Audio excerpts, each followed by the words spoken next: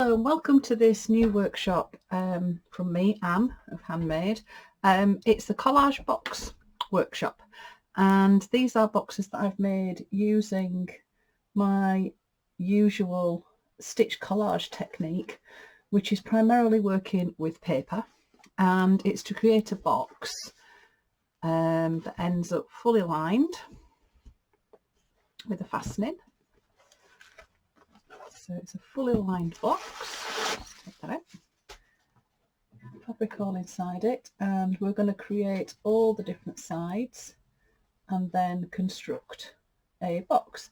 I've got loads of different examples of the boxes, and I'll include quite a few photos on the handout that comes with this.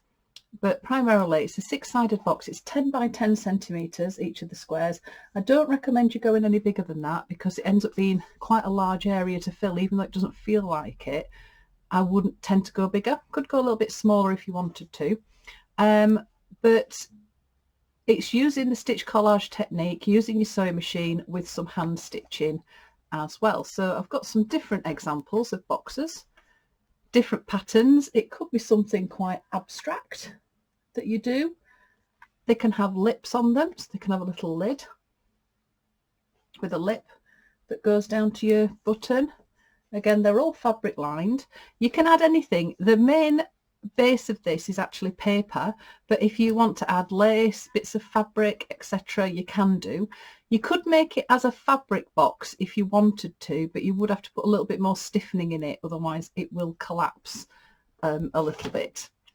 They could be pictorial. So on this one here, I've got a little stack of teacups, even got the little tag off my cup of tea. And round on the other side where there's the fastening with the button, popped a little cupcake on there. So it could be a themed box. This one here has got some writing.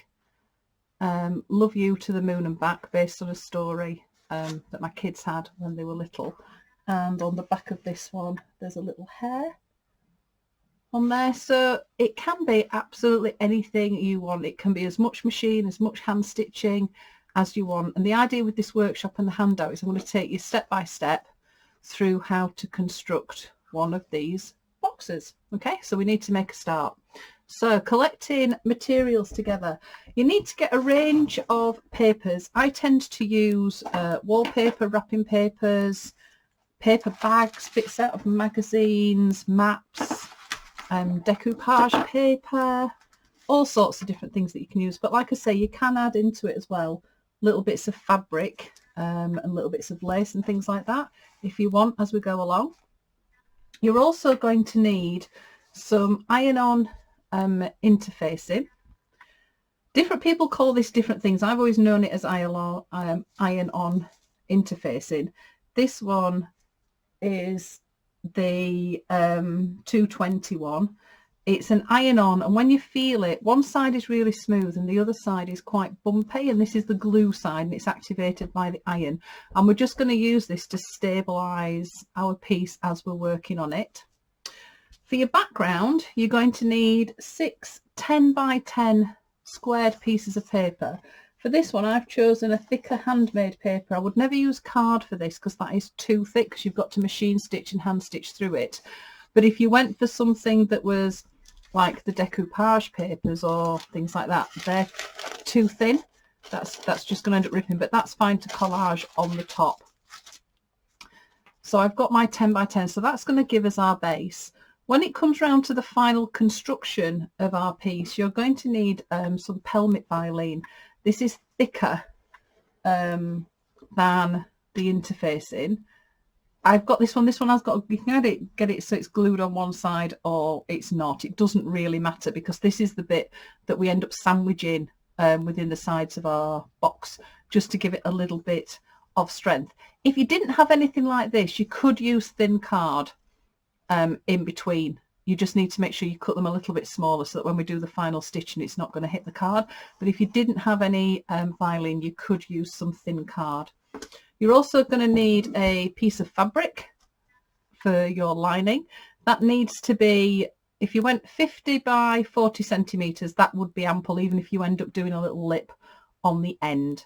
And you also need some bonder webs so that we can use this to bond it onto the inside of our box, but we don't need those bits till later. Also some baking paper to protect your iron when you're stitching, because we're using heat activated glues. You don't want to get things stuck together, so just some baking paper is a really good start for that. So basically what we need to do first is we need to start laying out the net for our box. So in your instructions you have this sheet that shows you the net. This isn't to scale, so you will have to measure things out, but I tend to have this next to me when I'm working because it just helps me remember which way around all the sides are. So you've got the base of the box here. I've put arrows on the sides just to remind you that this is the bottom of each of the pages, because what can happen is when you're working with it in front of you, you can think that that's the right way around. So you do have to think, even on a flat surface, a little bit three-dimensionally. From one of the sides then you're going to have the lid, and then you've got the option of adding a lip. So this is one of the boxes here that doesn't have a lip, so it just closes and fastens around the button.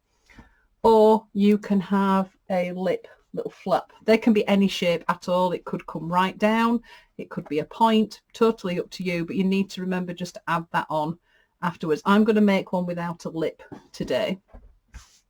So I've got my interface in here, and basically all I need to do is lay out my pieces onto my interfacing, and then we're going to iron it. Now each of these, they could be all different. The base is probably the least interesting one because you're not going to be able to see it, but you do want to think about the way that you're placing your papers. So I've got this pattern that's on my little piece of paper that you can see, so I might want to turn that so that they are all the right way round. I think I've got those ones with all the same pattern at the bottom. It doesn't really matter because a lot of this is going to get cut up.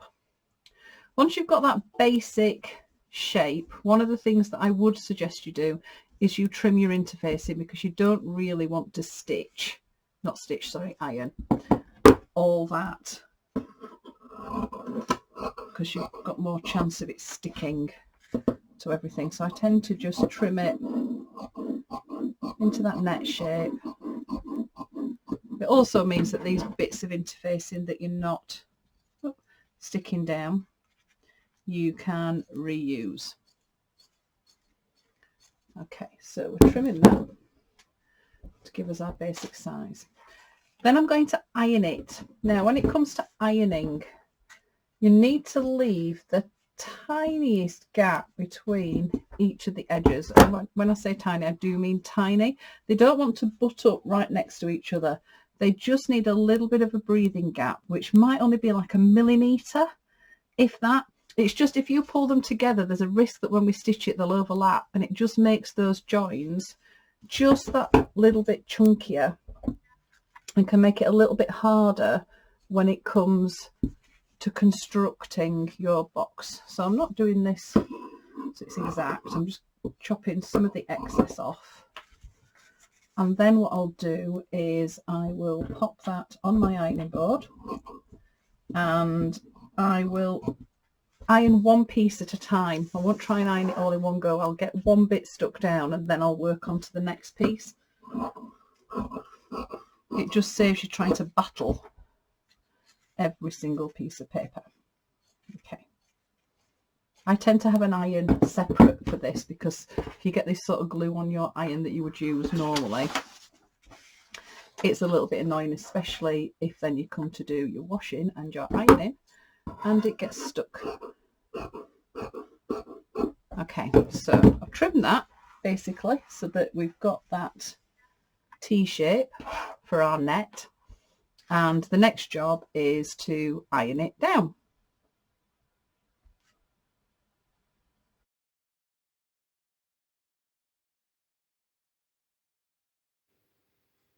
Okay, so now what we've got is our template all cut out.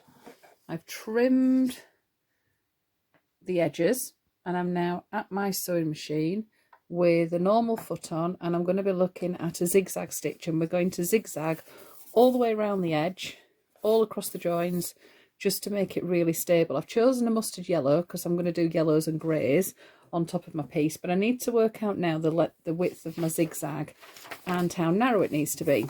So on my machine, I've got width 5 and length 0.8, and I would always check it just on a piece of paper first, just to see what that looks like. So on here, I know every machine is different, but the width on here I've got it as 5 and the length I've got it as 0.8. So that's the sort of length and width. Put my little finger next to it, you can sort of see. So it's wide enough so it's going to go over the joins. It's narrow enough, but I don't want it so all those holes are right next to each other. There is a little bit of a gap between it. And basically, choose somewhere to start on your piece. So I'm going to start just at this top end, and it's a case of just working your way down. Now what you want to do is the needle needs to go off the side here and then into the paper, so you're going from one side to the other, and what that does is it seals this edge. Okay, because we've got the interfacing on the back, it should make it strong enough. Because my paper's just a little bit thin, it just started off there, it's just pulled it in a little bit. I'm not too worried about that, because I know that I'm going to be adding more paper. Now when you get to a join, what you want to do is just stop, lift your foot up and just move your piece of paper across a little bit, because what we want now is the paper to go either side of the join. So if I just hold that up, just so that you can see, the needle is going either side of that join. Okay, so I'm going to work my way now all the way down here, back down the other side, and then across that way. And also the edges here, I'll go across the edges. Okay, and I'll show you what that looks like when it's done.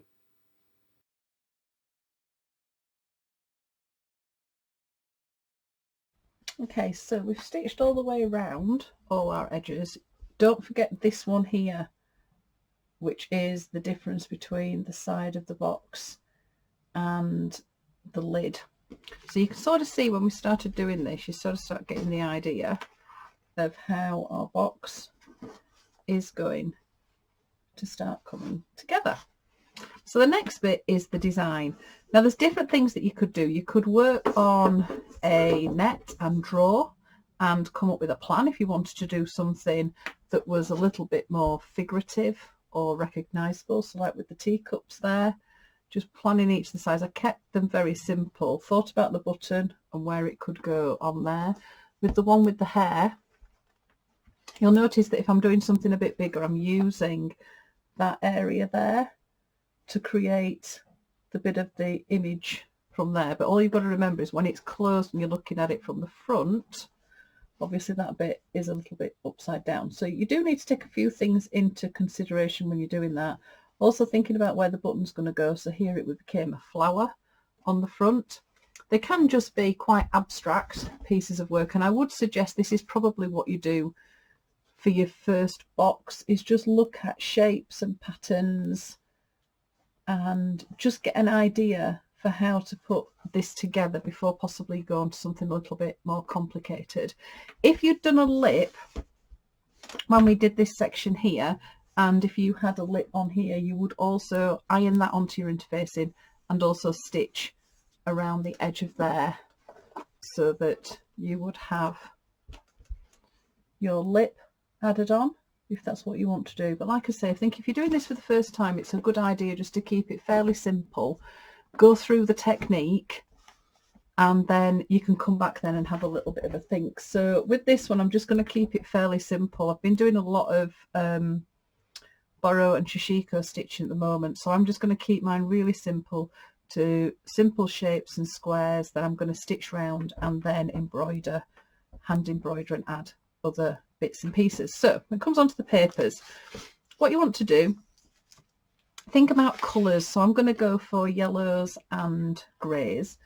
Think about ripped edges and cut edges. So because I know my edges down here, because my paper's a little bit probably thinner than I would like, I can come back in then with some extra paper on top just to reinforce those edges, because when it comes around to stitching it all together, if you watch the video right the way through to the end, you'll see that we do stitch over things again, so don't need to worry. I would also make sure that some of my papers go over the joins, because what that does is it starts joining every side together and it makes it a whole box. You could deal with everything separately. So if you were doing a theme and you wanted, I don't know, the seasons on each one, it could be a weather thing, you can do them separately. But I quite like some of these background bits to go over the joins, so it starts connecting some of the pieces together. So I've got magazine pictures, which are quite nice to use as well, because you've basically got pattern. And if you're ever looking through a magazine to get pictures, I always suggest that you look at the magazine upside down, mainly because then you don't end up reading everything that's on the pages, because otherwise you'll never get anything done. So I can start just building up. Not going to build them all up, and I don't really have a plan with what I'm doing today. I am just making it up a little bit as I'm going along. I do like using maps within pieces of work. So what I'm thinking about at the moment are just some backgrounds. Let's get a bit of a map. Just cut a section out there. So with the slow stitching and Burrow and Shishiko, you go with fairly simple shapes. And I just think that's quite a nice way just to start building up some backgrounds and some shapes that they'll sort of influence your machine stitching. So using a map, this could be a place or a location that's important to you, or if you're doing a box, it's a themed box somewhere possibly that you've been, get a bit of a map, pop that in there. It can just then add again to your piece of work. Handmade papers are really nice to use. So this is one that I got, I think, from Paper Chase a long time ago, and it's really nice. You've got some gorgeous patterns on there. It's a wax paper, so where the wax is, the paper's become a little bit translucent. So again, just cutting out just some simple shapes. Quite nice as well to repeat some of the papers that you're using.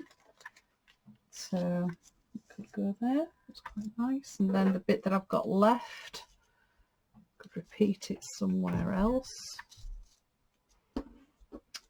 Wallpaper, really nice to work with, really nice pops of colour. And you could cut shapes out of your wallpapers and use the actual shapes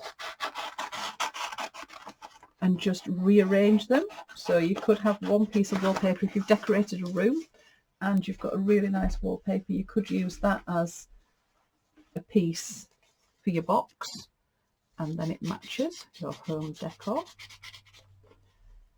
So just cut out some squares and rectangles, and it's a case really of just playing around and just begin to add up. If you've not done this before, this is quite a nice way of doing this, because you are just keeping all these shapes really simple. You can develop it a little bit further. So if you wanted something with some soft edges on, just get a piece of paper, fold it into quarters, and then just cut out a quarter of a circle. You could draw around something, but the reason that I've done it like that is because then I've got the circle from the middle that I can work with, but I've then also got the hole, so I can play around with that. And then you start playing around with windows and things coming through. So what I'm going to do is carry on just playing around with this, and we'll come back when I've got everything ready. So I've added a few more bits and pieces and played around with some other different things. I quite liked the circle that I cut out. So remembered I'd got a hole punch that was a little circle. So I've played around with some of my papers. So with this one here, I've cut holes out and then cut a thin strip of paper and threaded it through. So a bit of weaving, it just breaks it up a little bit to play it on. I've popped a button on where I think my button's going to go, just to remind me that this is going to be the button end of my piece. And the bits that I've chopped out, started adding those on.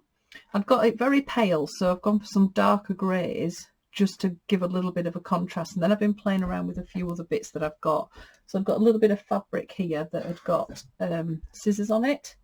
So I've just, I don't know if I want to use it or not, but you can cut bits out and not actually attach them yet and just have them ready. Found a massive piece of rickrack that I really, really like, and I didn't know whether or not that might go somewhere down there. So you keep on building this up as you're going along. Then when you get to a stage where you're happy with some of your bits and pieces, you just need to start sticking them down. So I just use a glue stick for this because we're just holding it in place until we've actually stitched. So what you need to do is get your glue stick. Don't put the glue onto the paper. What you're going to do is get your paper and just drag it across the top of the glue, making sure you get glue on the edges. So what you don't want when you stitch this is for the edges then to come off, because if you don't put glue everywhere, once we've stitched, especially once we start manipulating our box, there is a risk that things can lift off.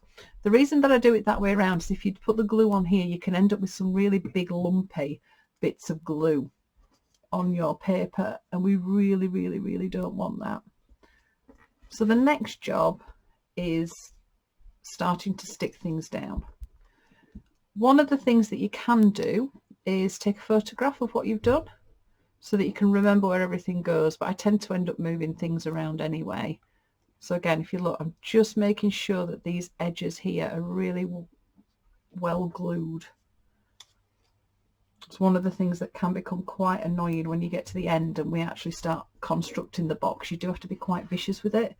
And if it's particularly the bits that are on these edges here, if they've not got enough glue on them, there is a risk that when we stitch them, they'll lift off. We can glue them back down, but you don't really want to be doing that when it comes round to the end.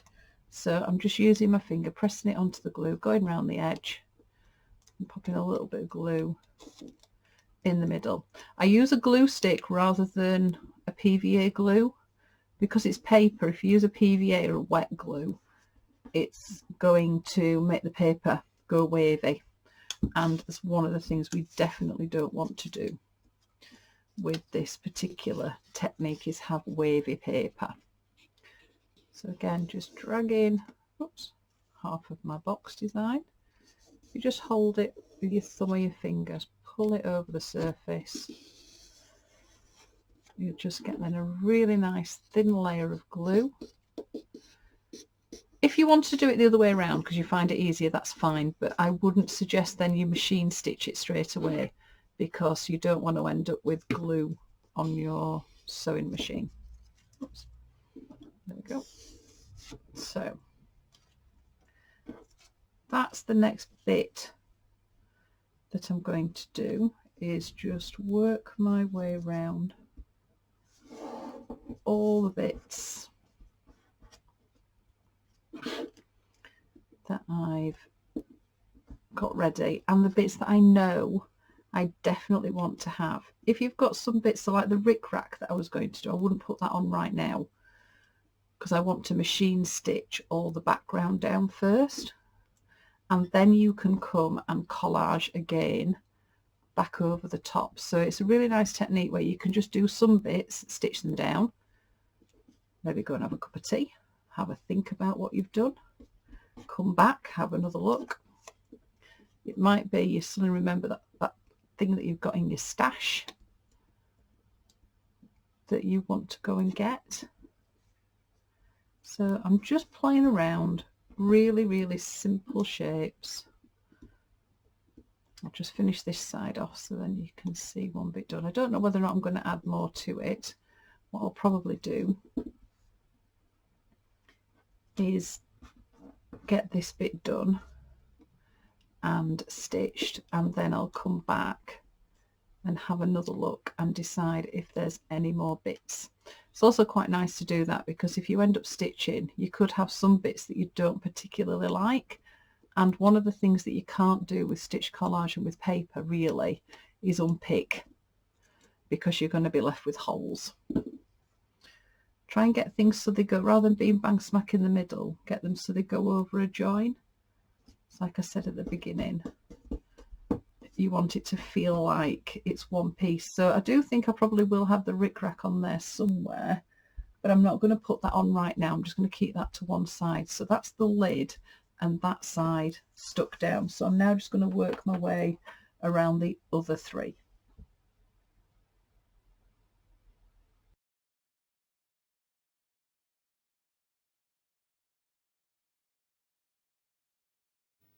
Right, so we've got everything stitched down, so we're coming onto our machine now. So I want to start machining everything together. So there's two different ways that we can machine our piece. You can use your normal foot on your machine and all the normal stitches, but you can also free machine. I tend to start with my normal foot and just think about all the shapes that are straight edges. So if I was going to start here, I've got straight edges coming down. There's different things that you can do. You can just use a straight stitch, but one of the things that I do like to do is, my machine's got lots of stitches on, and I think we tend to just use 1 or 2 stitches off our machine. So it's quite nice sometimes to use the different stitches that our machine has available to us, just to give us something a little bit different. So coming down here, I'm going to go down and stitch. I've changed onto a dark grey thread because I do want it to stand out. So I'm just going to go straight down. I'm not going to stop. I'm just going to carry on straight onto my next piece. And then you can make a decision about whether or not you stop here, or you can just carry that stitching right the way across your piece of work. So we're beginning now to start adding the stitching, and I love this bit because it's when you get to this section that your piece of work really starts coming to life.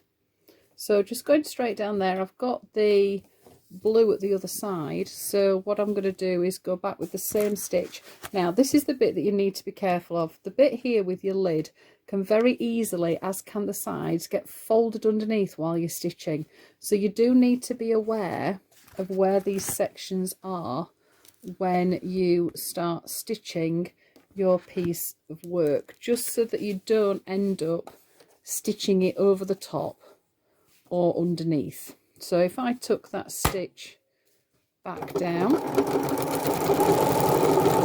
and keep it parallel with the one that I've just done. My foot's wobbling a little bit. Okay, watch this piece here. Back. There's nothing worse than spending ages stitching absolutely everything and then finding out you've just stitched one of the sides. It can be rescued, but you would have to unpick it, and then you tend to have to stick pieces of paper over the top to cover the holes or strengthen your piece. And that's one of the things that you will find once you start stitching all these bits down, is that it starts becoming one piece of work and one piece of paper.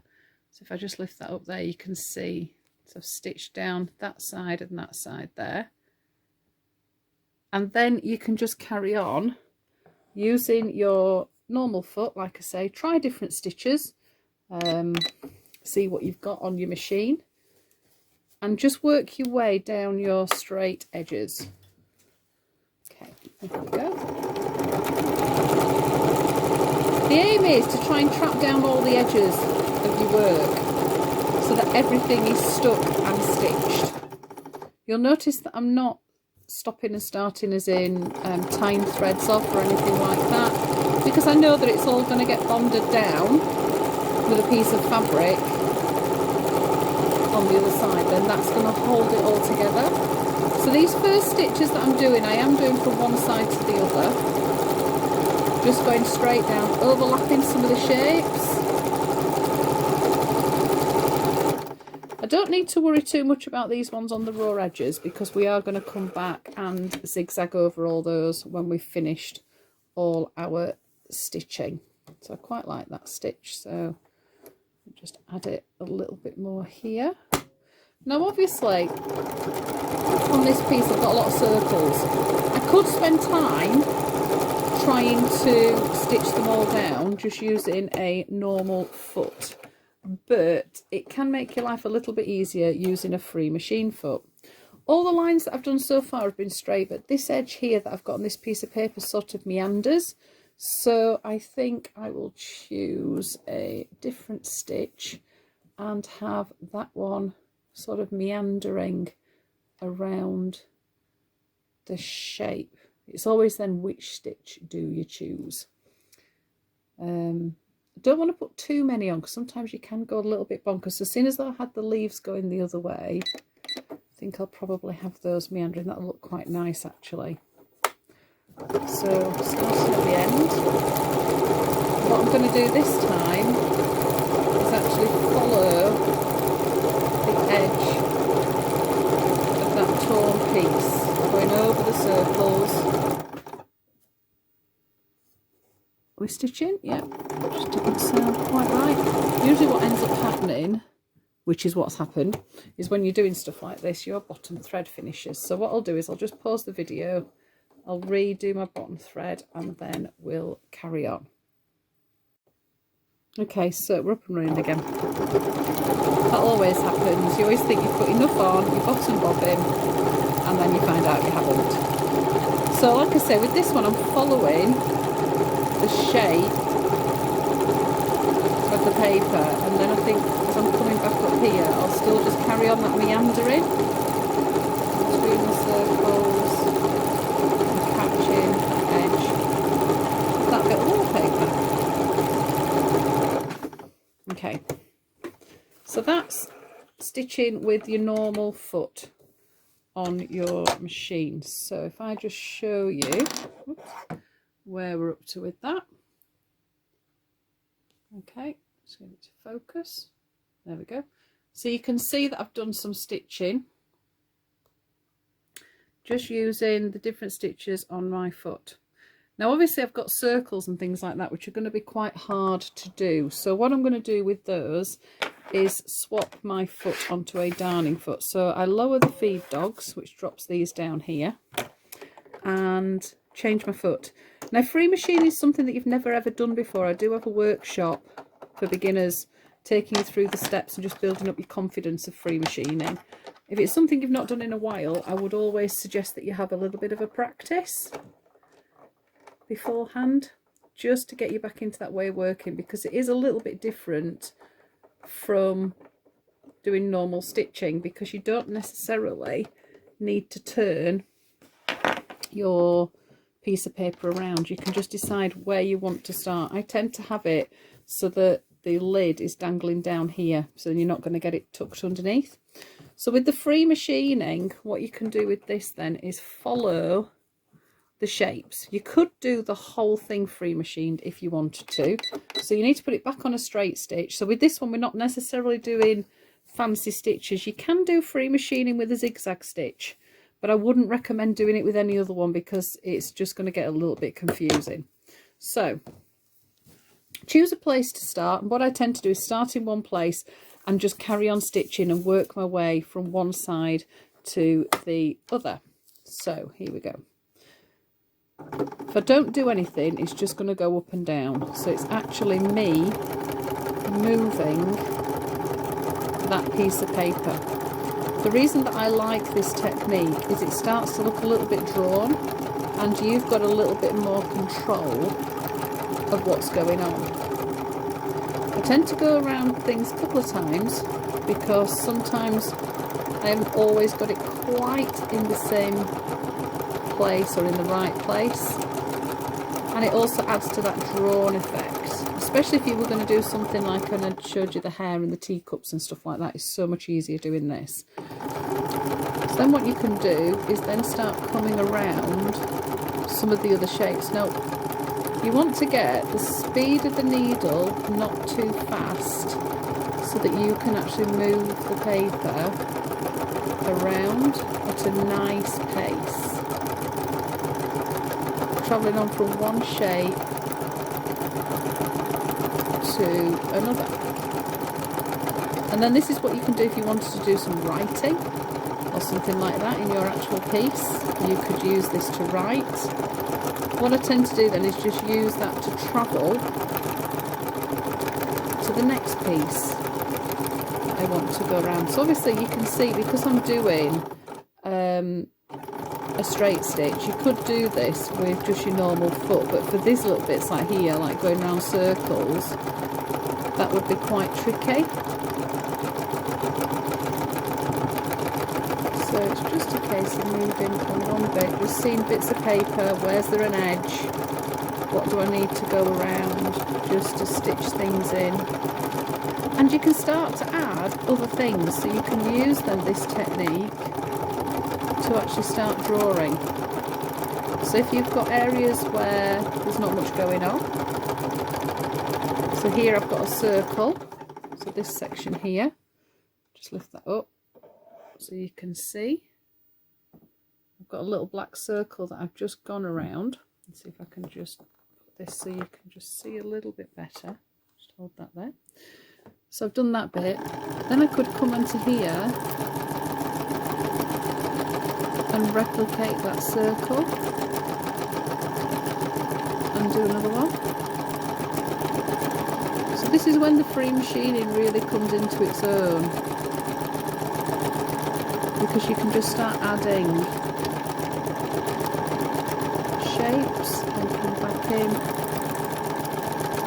going around the edge, pieces of paper. Again, I could come and put something in here if I particularly wanted to, but I know that I'm going to be hand stitching and adding other things onto this as well, so I can just keep going. So this is the next stage then, is machining around everything, every single edge, to make sure that they're all trapped down. So I'll carry on with this and then I'll show you where I've got to in a minute.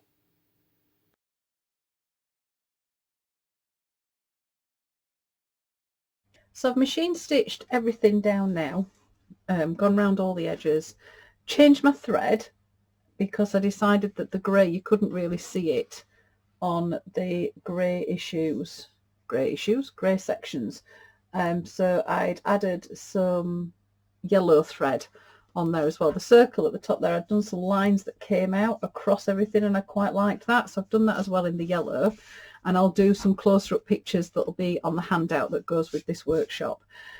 The next bit then is about embellishing and what you'd like to do. So when I'd done this, I had a look at putting back on my bit of rickrack and my fabric bit, decided it didn't need it. So it's always a good idea to leave some bits off to decide whether or not you need it. So I've decided I want to do some hand embroidery on this now. So this is 100% paper. You can add, like I said before, bits of fabric in there. I'm going to add, couch on some little bits of lace on here just to add some other bits that are going to break through some of the shapes. So when it comes to stitching, I'll choose different coloured threads, and I tend to have them already on my needle so I don't have to keep changing them. When it comes around to stitching, there's all sorts of things that you can do. So you might not do very much. So with this one here on my hair, I just did some really nice big straight stitches that's meant to make him look like he's sat in the grass. And then around the plants that I'd machine stitched on, just did some tiny, tiny little French knots, and then a little French knot on his eye.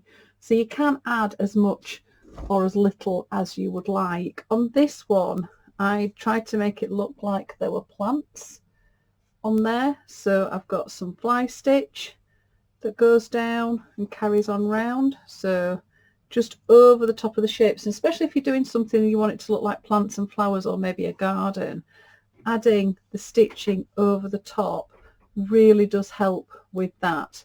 You can add as much or as little as you would like when it comes to the hand stitching. So I've got a few more examples here. So with this one I did a little bird box that goes around the bottom. So did a bit of hand stitching, just chose a white there just to add a little bit of hand stitching just to these sections. Still think about where your button's going to go, so it might be you want to put your button on pretty soon.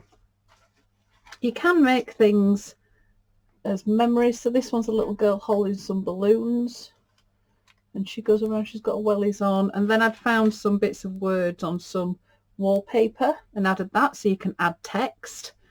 We've got some little buttons and sequins in the middle, just the flowers just going around. So I'd found some really nice wording on there. So you can add whatever you want. That's one of the beauties of this technique. And then this one was the idea with the circle that goes around one of the corners. This one's mainly machine stitch, but there are some bits of muslin in there, some little bits of fabric. Don't think I did any hand stitching on that one. I just really wanted to focus on that contrast between the background papers and then the shape over the top.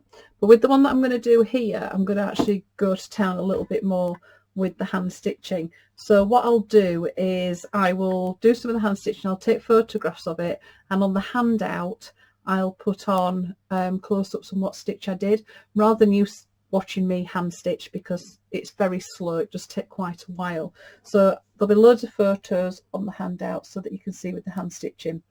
One little word of warning about adding buttons. Your button that you're going to have as your fastening, so when that comes round, you need to think about the cord. So I'd got a bit of black ribbon that's quite striking, so I might have a bit of black ribbon that's just going to then go, and it'll just wrap round the button.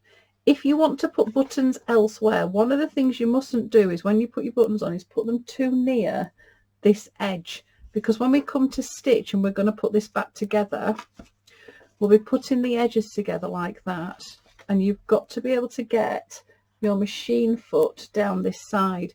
So if these buttons are too close to the edge, we're not going to be able to sew those edges up. So I always say at least 1-2 centimeters from the edge.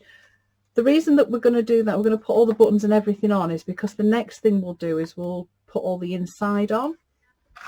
So you can see that you can't see any of the stitching, but if you did want some buttons nearer the edge, you could put them on afterwards. It just means that you'll see a little bit of stitching just on the inside of your box, but that's just really just a personal preference. So like when I put the buttons on here, going around here, I've made sure they're nowhere near that edge so that I can then get that through my machine when it comes to stitching it together. But the next bit is going to be the hand embellishment and adding hand stitching, buttons. You can couch things on. I could lay that on and just put my machine straight down it, but I want to keep some of the ribbon. It's absolutely beautiful, that lace, just so that you can see what's going on. You can be adding all sorts. So if you've got some really pretty laces, you can add these over the top, so that does look really nice. If you've got areas that you're not that happy with, you can cover them up. Popping little sections on, cutting things up, adding them on. So there's loads of different things that you can play around with in this next section. So for this next bit, I'll do close-ups on the handout so that you can see the different types of stitching, and then I'll come back to the video when it comes round to putting the fabric and actually machining this all together to create your box.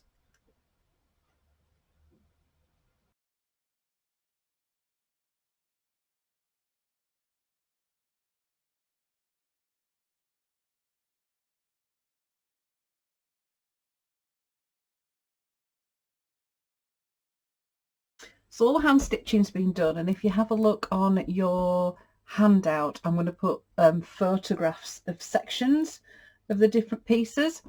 But basically this is the end with the button on it. So this is the fastening. I've changed it from a flat linen button, which I was going to do because the ribbon that I want to use is a bit thicker. So I've done a little bit of a toggle that's on there so it can wrap around. We've got a pistil stitch going all the way around the edge of that. It just looks really nice, just sort of frames it a little bit like a dandelion. On this one I'd found some lace that I had in my stash, so I've cut some shapes out. It fitted quite nicely with the circles that I was doing, and then just done straight stitch, so it goes all the way around the edge, straight stitch down here. On the side with the lid I've added a little bit more of the lace that goes round and just some more little toggles just on the end. Remember what I said though about keeping things in from the edge so that you can still get your sewing machine down the side. Got some French knots, some extended fly stitches, and on this side here I've gone to town a little bit with the straight stitches just going around my circles. Some bullion knots and some more pistil stitches and French knots and French knots. So you can add as much or as little as you want. If you've got areas that just look a bit blank, just a straight stitch in a colour, contrasting colour, can look really nice. So we're ready now to start thinking about the construction. I've pinned at this end, so at the lid end, a ribbon that's going to be my ribbon. I always make them longer than what I think, so I can always trim them off afterwards, and I've just pinned that in place. So what we need to do next is strengthen the sides up and attach the fabric on the inside. So I'm going to be using this Pelmet Violin, but like I said, you can use card if you really need to. What you then need to do is we need a square of this on the inside, and I've cut these 10 by 10, which were the same size as the squares that I've used, but I don't want it to go right to the edge, so it needs to go just inside the zigzags that you did originally. And this is what is going to give your box that little bit of strength. So you need 6 of these again. I'll just trim these down. If you wanted to make a box out of fabric, you would definitely need this on the inside, and you might even need a couple of layers. Because this is paper, it's already a little bit more stable. Okay, so it's going to go there, there, and there. So you can see that they're just inside that zigzag that we did originally. That just means then I know that when we come to do the zigzag, when we're putting it all together, I know that it might catch this. It doesn't matter if it does, but I just know that this is going to be sort of captured, encapsulated inside each of the squares. So there we go, there we go. Okay, so those are those bits just to hold them in place. I have got an iron on one, but because I'm going to iron fabric over this, I just need to hold them in place. So I tend to just stick a blob of glue just in the middle. If it is iron on, make sure the iron on side, which you can see a little bit of a shine, is face down, because when you do iron your fabric on, obviously this will iron down as well. It's just that little bit of glue just makes it that little bit easier to maneuver this around and just to stop anything from moving. Okay, I'll pop these on. So the next bit is going to be attaching our lining fabric. So you're going to need a piece of Bondaweb. So Bondaweb is another iron activated glue. It comes in sheets, and it basically means it's going to trap absolutely everything down. So there we've got that. So Bondaweb comes on a roll, and it has like a greaseproof fabric on one side, and then there is a web. Just try and pull that off. There we go. Just make sure you can see there's like a web of glue, and this is the bit that's going to stick everything together. So what you're going to need to do is grab a piece of Bondaweb and cut yourself out a net. So I've done mine, and it needs to be just slightly bigger than your actual piece. And then grab your lining fabric, which I had. Here we go. So I've got my lining fabric here. Okay, and I'm just going to iron this and then iron my underweb. So I've just disappeared just for a second. My ironing table is just behind where I'm working. Make sure you get the right side. So if you feel it, there's a rough side and a smooth side. The smooth side is the paper that protects your iron, and you just then need to iron on quite a hot iron. I have an iron that I tend to use for all this stuff. I don't use my normal iron at home, just in case you end up making a mistake and ironing it to your clothes. Okay, so I've got this on. Let's move that out of the way. So I've got that ironed on there. So next job, trim your fabric. Now you could, if you wanted to, iron a full piece and then trim it all afterwards. I tend to do it like this because I don't necessarily like underweb leaving on fabric, because it always means that when I come to use it, I'm always a bit annoyed that it's got sticky underweb on it. And it's also a bit of a nightmare if the paper comes off and you don't realise that there is underweb on your piece of fabric, and then you end up ironing it onto something else. It's fantastic stuff when it's used for the job that it needs to be used for. So what we're going to do then is we're then going to iron this onto our box. You need to make sure that you put your ribbon in at this point, because it's always really annoying if you've forgotten. So make sure your ribbon and your button for your fastening, if you're using one, you don't have to. You could just have a really long ribbon and then wrap it round your box. You might not want fastening. Okay. There we go, all trimmed. So then what I'm going to do is take the underweb off. So the easiest way to do that is if you get hold of your paper and just try and rip a bit off that edge. And it just pulls it off. There we go. Just make sure that the underweb has stuck. If it hasn't, you'll just need to re-iron it. But you should just be able to pull the paper off, and you'll feel that the glue is now on the back of the piece of paper. So remove all the backing.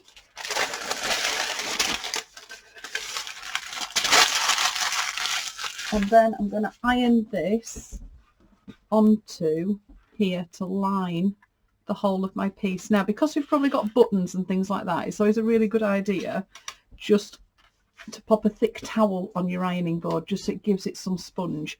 The only bit you need to make sure is that this section here where you've got your ribbon, don't have that overlapping, because when you iron it, you'll end up ironing your ribbon on. So just make sure that's just near that edge. Okay, so that's all laid on. So I'm going to go and iron that onto there, and then we'll be ready to actually start constructing our box. Once I've ironed it on, obviously it's a little bit bigger than my actual box, so I'll iron it and I'll trim it, and then we'll start with the next section, which is going to be about stitching it all together.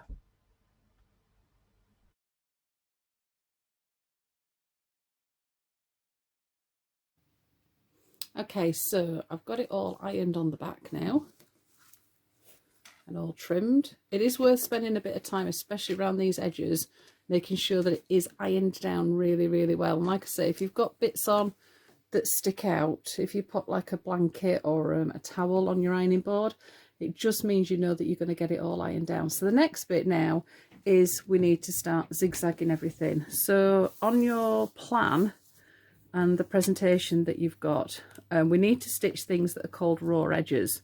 So these are the bits that are going to be left visible. So it's the top end of each of the sides and all the way around the lid. And if you've got a lid, it'll be around the edge of your lid, or here it'll be just across. So what we're going to do on each one is we're going to do a zigzag, And just like before, the zigzag needs to go from the box and off the edge. So you need to set it quite wide, but it also needs to be close together, because this is the bit that's going to make it really, really nice and neat. So I'm going to start with my lid. So I've got the top of the lid here, and we're going to stitch around this side. So I'm just going to start just below the join for my lid and just get my machine going. Okay, oh, had it on the free machine, so make sure you raise the dogs back up again. There we go. So what I'm doing is I am stitching from one side to the other. If you can see, the needle's actually going off the box, and what that's doing is it's sealing that edge. Okay, so I'm going to go down. Because it's going off the edge, it's wrapping everything round, so it's going to give you a really nice neat edge, which is why you also want your zigzag a little bit closer together. So you bring it right off the edge of your box, flip it around, and then start right at the edge. So you're going to give yourself then a really neat corner. And this is when I was talking about not getting your buttons too close, because this needs to come back past here. I'm also going to go over my ribbon.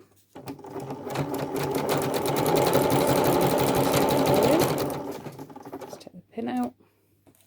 And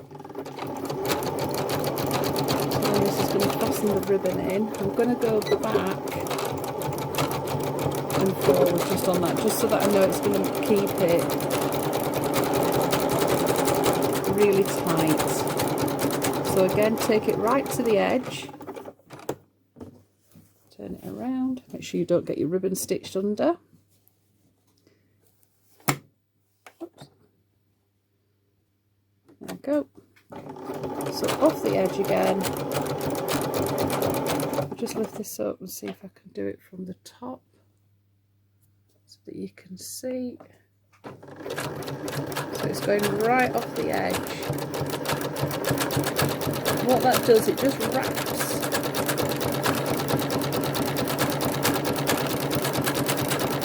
And I'm going to go just beyond the join of the lid. Okay. Let's pop you down again. Let's lift that off. And what that does is it gives us then a really, really nice edge. So you can see how close I've got my zigzag together. So you flip it over, and then I've got that really nice neat edge. So I need to do that now on all the raw, focus, there we go, on all these raw edges. So these are the tops of each of the sides.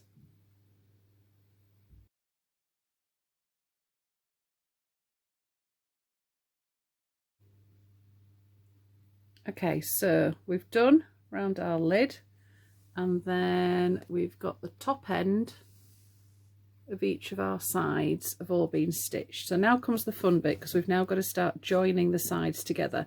And you do need to be a little bit brutal with your box to get it through the machine. If you wanted to, you could hand stitch, but I tend to put mine through the machine.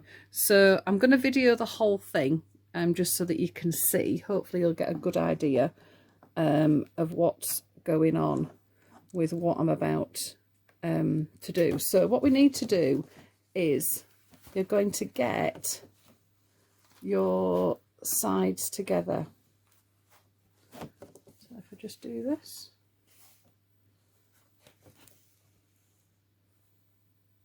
Okay, so I've got my side. I'll just hold that up. So I've actually folded the bottom in half so that I can get these two sides together, and I'm going to start stitching from the bottom with a zigzag from here to here. Okay, so that's going to be the first side. I tend to start with the sides with the lid on. Just make sure you know where your ribbon is. Machine. Okay, now at the bottom I just go backwards Just give that a nice neat corner. Make sure you keep it together and then come up the side. This is why you can't use card with this particular thing, because by the time you've got to this stage you've got quite a lot of layers. Again, I am stitching off the edge, so this is wrapping that edge with thread. So you might want to consider what you've got top and bottom on your machine. So when you get to this bit here with the lid, I'm going to just go backwards and forwards. Once I've got to the top, just go backwards and forwards. Okay, so then what you've done, let's trim that off and just hold that up. So what you've done now is, it's quite hard to do this one-handed, you've now put one of your corners together, and we're going to carry on doing that on all four sides. It gets harder as you go on, so the next one I'm going to do is the other one that's got the long lid. So here we go. So I've got my lid section here. Just get hold of the side, and you just have to squash it a little bit. Just grab hold of it, give it a squash. You do feel like you are being quite brutal, so if I just show you how I'm holding that. So I've tried to squash it down as much as I can so that I can get those sides there into the machine. Just try and make sure that they're matching. Squash that bottom. Matching, matching into your machine. Oops, that thread going backwards. There we go. Here we go again. So again, just at the bottom, just do one or two. Sorry, go backwards, and then come up the side. Once you've got past the bottom bit, it's a little bit easier. You've got a little bit more manoeuvrability with what's going on. Then come to the top, go back and forwards. It just means that that join then is really nice and sturdy.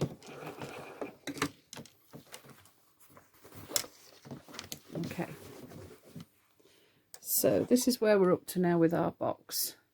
We've got two of the sides and the lid already, so all we've got to do now is lift the front up and stitch those. So to get those together you do have to be quite brutal again. Now this time when you get here it'll be easier to stitch from the top to the bottom rather than from the bottom to the top, because it just gives you that little bit of movement. Okay, if you find it's easier stitching from one direction to the other, that's perfectly fine. I just find this just a little bit easier. Because you're starting with that top bit, you do just need to pinch it just to get you going. But once you start stitching, don't forget to go forwards and backwards. A bit of reverse on there just gives you that nice edge. It might be that you just have to help it through just to get it going, and then once you're up and running, take it right down to the bottom. Again, just a little bit of a reverse. Lift that up.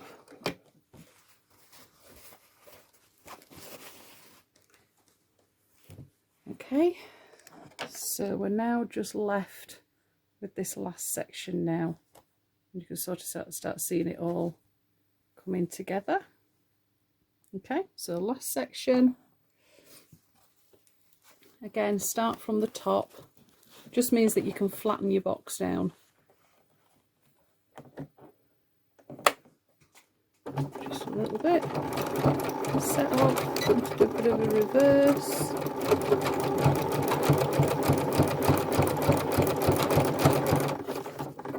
Now, if you look here, because I've got most of the box that's going to be there, I am going to be quite brutal and just to move it out of the way, but you'll be able to pull it back into shape once you've finished stitching. This This is the fiddliest bit, this last one. Just take that, reverse on the bottom. Okay, and that is us all stitched together.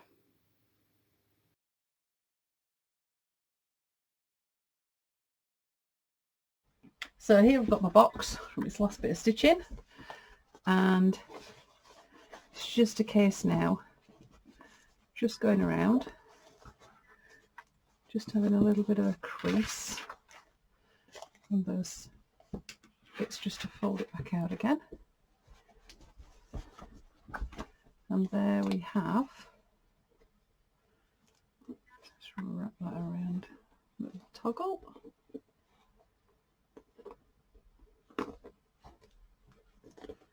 There we go.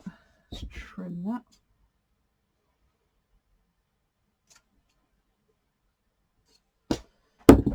Okay, so there we have our box. It's quite handy sometimes when you've just finished making them. Just grab yourself a bit of bubble wrap or some scrunched up paper and just pop it in, just to give it a little bit of stuffing. So there we have our box, and I'll take some photos of this and pop it on the handout that you've got. So once you've had a go at making one, or if you've looked through the video you think, right, I'm going to go for it, you can then start thinking about loads and loads of different designs. So I'll put photos of these ones on as well. So if you're just working with that basic shape, oh, just didn't focus then for a second, you can have it so that it wraps around. It could be, like I showed before, you go for a cupcake and a stack of teacups. And the list really is endless. There's no rights and wrongs. It could be a house on there, it could be a garden, it could be from a special occasion, somebody's birthday, a wedding, a holiday. I have a friend that whenever she's been on holiday, she creates a box with all the bits and pieces, photographs and all sorts. Or it could be a fabric one. So those are all the boxes. The last one, just like the hair that I did. If you've got a picture that you want to do to create something, maybe that was based on a book, Guess How Much I Love You, that I've had from my kids. So I'll put loads of pictures of these on the handout so that you've got different sorts of references. But if you go and have a look on my website, I think I've got quite a few from Pinterest, probably some from workshops that I've done here at Shed 76.5 or with other people, with guilds and groups and things like that. So that's the Stitch Collage box workshop. I have got two other workshops online. One is the free machine embroidery, which I have mentioned before, especially if you're new to this technique and you want to have a go at free machining. There is a step-by-step guide to doing free machine embroidery. And then I also have the Stitch Collage workshop, which is a flat version of this, and it's based on home. So it's creating a little picture of a house. So thanks ever so much for buying the workshop. I hope you've enjoyed it. If you do make a box, I'd love to see a picture. So if you could email it to me, and all the details will be on the handout. So that's it from me for now. Thanks ever so much, and hope to see you soon.